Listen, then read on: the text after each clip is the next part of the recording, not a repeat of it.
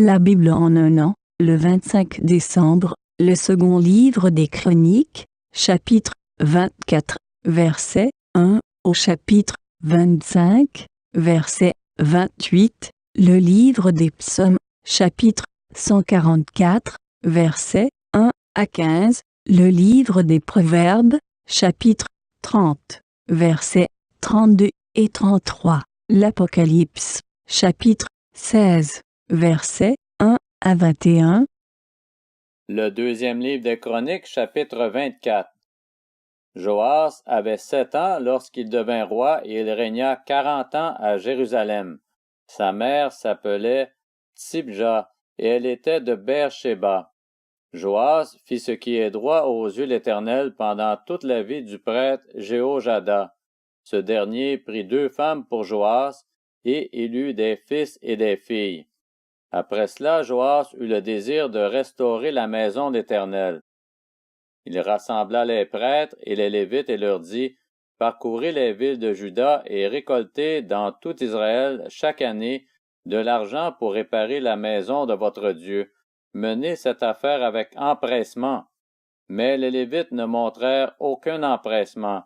Le roi appela le grand prêtre Jéhojada et lui dit, « Pourquoi n'as-tu pas veillé à ce que les Lévites apportent de Juda et de Jérusalem la contribution prescrite par Moïse, serviteur de l'Éternel, à l'Assemblée d'Israël pour la tente du témoignage? » En effet, l'impie Athalie et ses fils ont dévasté la maison de Dieu.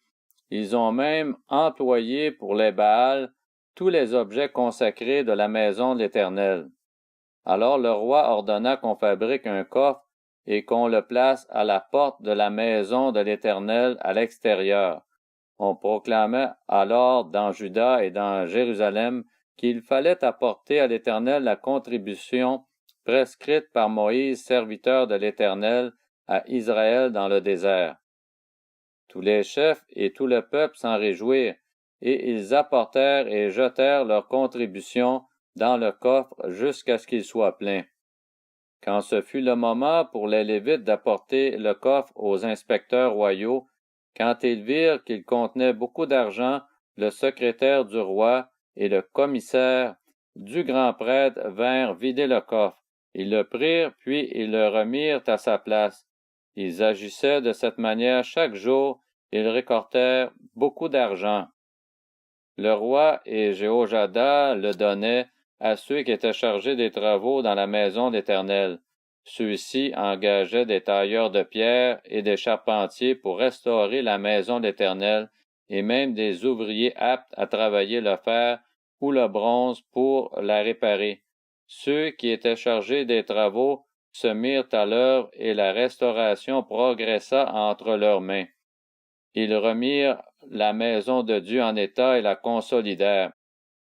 Lorsqu'ils eurent terminé, ils rapportèrent le reste de l'argent au roi et à Jéhojada, et l'on en fit des ustensiles pour la maison d'Éternel, des ustensiles pour le service et pour les holocaustes, des coupes et d'autres ustensiles en or et en argent. Pendant toute la vie de Jéhojada, on offrit constamment des holocaustes dans la maison d'Éternel. Jéhojada mourut, âgé et rassasié de jours. Il avait 130 ans à sa mort. On l'enterra dans la ville de David avec les rois, parce qu'il avait fait du bien en Israël en rapport avec Dieu et avec son temple. Après la mort de Jéhojada, les chefs de Juda vinrent se prosterner devant le roi. Celui-ci les écouta alors, et ils abandonnèrent la maison de l'Éternel, le Dieu de leurs ancêtres, pour servir les Astartés et les idoles. L'Éternel fut en colère contre Juda et Jérusalem parce qu'ils s'étaient ainsi rendus coupables. L'Éternel envoya parmi eux des prophètes pour les ramener à lui, mais ils n'écoutèrent pas les avertissements qu'ils reçurent d'eux. Alors l'Esprit de Dieu revêtit Zacharie, le fils du prêtre Jéhojada. Il se présenta devant le peuple et lui annonça, « Voici ce que dit Dieu. Pourquoi transgressez-vous les commandements de l'Éternel? Vous ne rencontrerez aucun succès, car vous avez abandonné l'Éternel de sorte qu'il vous abandonnera. Mais ils conspirèrent contre lui et le lapidèrent, sur l'ordre du roi dans le parvis de la maison de l'Éternel. Le roi Joas ne se souvint pas de la bonté dont Jéhojada, le père de Zacharie, avait fait preuve envers lui, et il assassina son fils. Zacharie dit en mourant que l'Éternel voie cela et fasse justice. Quand l'année fut terminée, l'armée des Syriens monta contre Joas et pénétra dans Juda et à Jérusalem. Elle tua parmi la population tous les chefs du peuple et envoya tout son butin au roi de Damas. L'armée des Syriens arriva avec un faible nombre d'hommes, et cependant l'Éternel livra entre ses mains une armée très nombreuse, parce que les Judéens avaient abandonné l'Éternel, le Dieu de leurs ancêtres. Ainsi les Syriens exercèrent les jugements contre Joas.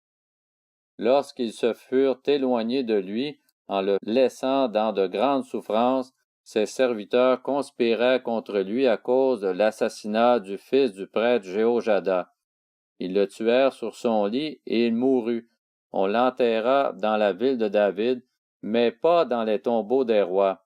Voici ceux qui conspiraient contre lui: Zabad, fils de Shiméat, une Ammonite, et Jozabad, fils de Shimrith, une Moabite. En ce qui concerne ses fils, le grand nombre de messages dont il fut l'objet et les réparations faites à la maison de Dieu, cela est décrit dans le commentaire des Annales des rois. Son fils Amathia devint roi à sa place. Le deuxième livre des Chroniques, chapitre 25. Amathia devint roi à l'âge de 25 ans et il régna 29 ans à Jérusalem. Sa mère s'appelait Johadan et elle était de Jérusalem. Il fit ce qui est droit aux yeux de l'Éternel, mais avec un cœur qui ne lui était pas attaché sans réserve.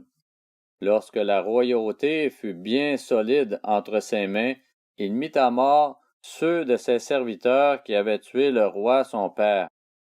Cependant, il ne fit pas mourir leur fils, car il se conforma à ce qui est écrit dans la loi, dans le livre de Moïse, où l'Éternel donne ce commandement: on ne fera pas mourir les pères à la place des enfants, ni les enfants à la place des pères. On fera mourir chacun pour son péché. Amathia rassembla les hommes de Juda et les répartit en fonction de leur famille, avec des chefs de milliers et des chefs de centaines. Il fit cela pour tout Juda et Benjamin. Il fit le dénombrement des hommes âgés de 20 ans et plus, et il trouva 300 000 hommes d'élite aptes au service militaire et capables de manier la lance et le bouclier. Il enrôla encore 100 000 vaillants hommes issus d'Israël pour 3 tonnes d'argent. Un homme de Dieu vint le trouver et dit: Roi, ne te fais pas accompagner d'une armée israélite, car l'Éternel n'est pas avec Israël, avec tous ses Éphraïmites. Tu auras beau y aller et te montrer fort au combat, Dieu te fera tomber devant l'ennemi, car c'est lui qui a le pouvoir d'aider et de faire tomber. Amathia dit à l'homme de Dieu: Et que faire pour les 3 tonnes d'argent que j'ai données à la troupe israélite? L'homme de Dieu répondit: L'Éternel peut te donner bien plus que cela. Alors Amathia se sépara de la troupe qui était venue d'Éphraïm vers lui et la renvoya chez elle. Mais ses hommes furent très irrités contre Juda, et c'est en colère qu'ils repartirent chez eux. Amathia prit courage et conduisit son peuple dans la vallée du sel. Il battit 10 000 habitants de Séhir. Les Judéens en capturèrent 10 000 autres vivants. Ils les conduisirent au sommet d'un rocher, d'où ils les précipitèrent, et ils furent tous déchiquetés. Quant aux hommes de la troupe qu'Amathia avait renvoyés pour qu'ils n'aillent pas à la guerre avec lui, ils lancèrent une attaque contre les villes de Juda depuis Samarie jusqu'à Beth-Horon. Ils y tuèrent 3 000 personnes et emportèrent un grand butin. Lorsqu'Amathia fut de retour après la défaite des Édomites, il fit venir les dieux des habitants de Séhir et en fit ses dieux. il se prosterna devant eux et leur offrit des parfums. Alors la colère de l'Éternel s'enflamma contre Amathia, il envoya vers lui un prophète qui lui dit, « Pourquoi as-tu recherché les dieux de ce peuple, alors qu'ils n'ont pas pu délivrer leur peuple de ta domination? » Il parlait encore quand Amathia lui dit, « Est-ce que nous t'avons désigné comme conseiller du roi? Retire-toi. Pourquoi devrait-on te frapper? » Le prophète se retira en disant, « Je sais que Dieu a projeté de te détruire, puisque tu as agi de cette manière et que tu n'as pas écouté mon conseil. » Après avoir pris conseil, Amathia, roi de Juda, envoya dire à Joas, fils de Joachaz et petit-fils de Jéhu, le roi d'Israël, « Viens, affrontons-nous. » Joas, le roi d'Israël, fit dire à Amathia, le roi de Juda, « Le chardon du Liban envoya dire au cèdre du Liban, « Donne ta fille en mariage à mon fils. » Mais les bêtes sauvages qui vivent au Liban passèrent et piétinèrent le chardon.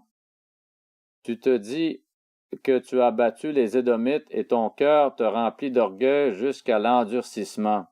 Reste maintenant chez toi. Pourquoi t'engager dans une malheureuse entreprise qui amènerait ta ruine et celle de Juda? Mais Amathia ne l'écouta pas. En effet, Dieu avait décidé de les livrer à l'oppression parce qu'ils avaient recherché les dieux d'Édom. Joas, le roi d'Israël, monta, et ils s'affrontèrent, lui et Amathia, le roi de Juda, à Beth-Shemesh, une ville qui appartenait à Juda. Juda fut battu par Israël, et chacun s'enfuit dans sa tente.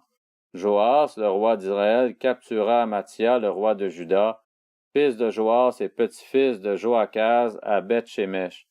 Ils le firent venir à Jérusalem, et il fit une brèche de 200 mètres dans la muraille de Jérusalem depuis la porte d'Éphraïm jusqu'à la porte de l'angle. Il prit tout l'or et l'argent ainsi que tous les objets qui se trouvaient dans la maison de Dieu sous la garde d'Obed-Édom et les trésors du palais royal. Il prit aussi des otages, puis il retourna à Samarie. Amathia, fils de Joas, roi de Juda, vécut 15 ans après la mort de Joas, le fils de Joachaz et le roi d'Israël. Le reste des actes d'Amathia, des premiers aux derniers, est décrit dans les annales des rois de Juda et d'Israël. Dès le moment où Amathia se détourna de l'Éternel, on forma une conspiration contre lui à Jérusalem, et il s'enfuit à Lachis, mais on le poursuivit là-bas et on l'y fit mourir. On le transporta sur des chevaux et on l'enterra avec ses ancêtres dans la ville de David. Le livre des Psaumes, chapitre 144, de David. Béni soit l'Éternel, mon rocher, qui exerce mes mains pour le combat, mes doigts pour la bataille. Il est mon bienfaiteur et ma forteresse, mon refuge et mon libérateur. Il est mon bouclier, c'est en lui que je me réfugie. Il me soumet, mon peuple. Éternel, qu'est-ce que l'homme pour que tu le connaisses? Le Fils de l'homme pour que tu penses à lui? L'homme est pareil à un souffle, sa vie passe comme une ombre. Éternel, incline ton ciel et descends, touche les montagnes et qu'elles soient fumantes. Fais briller les éclairs, disperse mes ennemis, lance tes flèches et mets-les en déroute. Interviens d'en haut, délivre-moi, sauve-moi des grandes eaux des étrangers dont la bouche est menteuse et la main droite parjure. Ô Dieu, je chanterai en ton honneur un cantique nouveau, je te célébrerai sur le luth à 10 cordes. Toi qui donnes la victoire au roi, qui sauves ton serviteur David de l'épée meurtrière. Délivre-moi, sauve-moi des étrangers dont la bouche est menteuse et la main droite parjure. Ainsi nos fils seront comme des plantes qui poussent dans leur jeunesse. Nos filles ressembleront aux colonnes sculptées qui font l'ornement des palais. Nos greniers seront pleins, ils regorgeront de toutes sortes de provisions. Nos troupeaux se multiplieront par milliers, par dizaines de milliers dans nos campagnes. Nos bœufs seront bien gros. Pas de brèche dans nos murs, ni de déportation, pas de cris dans nos rues. Heureux le peuple comblé de ses bienfaits, heureux le peuple dont l'Éternel est le Dieu. Le livre des Proverbes, chapitre 30. Si l'orgueil te pousse à des actes de folie, et si tu as de mauvaises pensées, mets la main sur la bouche. En effet, battre le lait produit du beurre, frapper le nez produit du sang, et provoquer la colère produit des disputes. Le livre de l'Apocalypse, chapitre 16. Puis j'entendis une voix forte qui venait du temple et disait aux 7 anges, « Allez verser sur la terre les 7 coupes de la colère de Dieu. » Le premier ange partit et versa sa coupe sur la terre, et un ulcère mauvais et douloureux frappa les hommes qui portaient la marque de la bête et qui adoraient son image. Le deuxième ange versa sa coupe sur la mer, et elle devint du sang, comme le sang d'un mort. Tous les êtres vivants qui étaient dans la mer moururent. Le troisième ange versa sa coupe sur les fleuves et sur les sources d'eau, et ils devinrent du sang. Alors j'entendis l'ange en charge des eaux dire, « Tu es juste, toi qui es et qui étais, toi le Saint, parce que tu as exercé ce jugement. Ils ont versé le sang des saints et des prophètes, et tu leur as donné du sang à boire. Ils le méritent. » Et j'entendis de l'autel une voix qui disait, « Oui, Seigneur Dieu Tout-Puissant, tes jugements sont vrais et justes. » Le quatrième ange versa sa coupe sur le soleil, et il lui fut donné de brûler les hommes par son feu. Les hommes furent brûlés par une grande chaleur, et ils blasphémèrent le nom du Dieu qui a autorité sur ces fléaux. Ils ne changèrent pas d'attitude pour lui rendre gloire. Le cinquième ange versa sa coupe sur le trône de la bête, et son royaume fut plongé dans les ténèbres. Les hommes se mordaient la langue de douleur, et ils blasphémèrent le Dieu du ciel à cause de leurs douleurs et de leurs ulcères. Ils ne se repentirent pas de leurs actes. Le sixième ange versa sa coupe sur le grand fleuve, l'Euphrate, et le fleuve s'assécha pour préparer la voie aux rois qui viennent de l'Orient. Je vis sortir de la gueule du dragon, de la gueule de la bête et de la bouche du prétendu prophète, 3 esprits impurs semblables à des grenouilles. Ce sont des esprits de démons qui accomplissent des signes miraculeux et qui vont vers les rois de toute la terre, afin de les rassembler pour la bataille de ce grand jour du Dieu Tout-Puissant. Voici, je viens comme un voleur. Heureux celui qui reste vigilant et qui garde ses vêtements, afin de ne pas marcher nu et de ne pas laisser voir sa honte. Ils les rassemblèrent à l'endroit appelé en hébreu Armageddon. Le septième ange versa sa coupe dans l'air, et du temple du ciel sortit une voix forte. Elle venait du trône et dit, « C'est fait. » Et il y eut des éclairs, des voix, des coups de tonnerre, et un grand tremblement de terre, tel qu'il n'y en avait jamais eu de pareil depuis que l'homme est sur la terre. La grande ville fut divisée en 3 parties, et les villes des nations s'écroulèrent. Dieu se souvint de Babylone la grande pour lui faire boire la coupe du vin de son ardente colère. Toutes les îles s'enfuirent, et l'on ne retrouva plus les montagnes. Une grosse grêle, dont les grêlons pesaient environ 40 kilos, tomba du ciel sur les hommes. Et les hommes blasphémèrent Dieu à cause du fléau de la grêle, parce que ce fléau était terrible,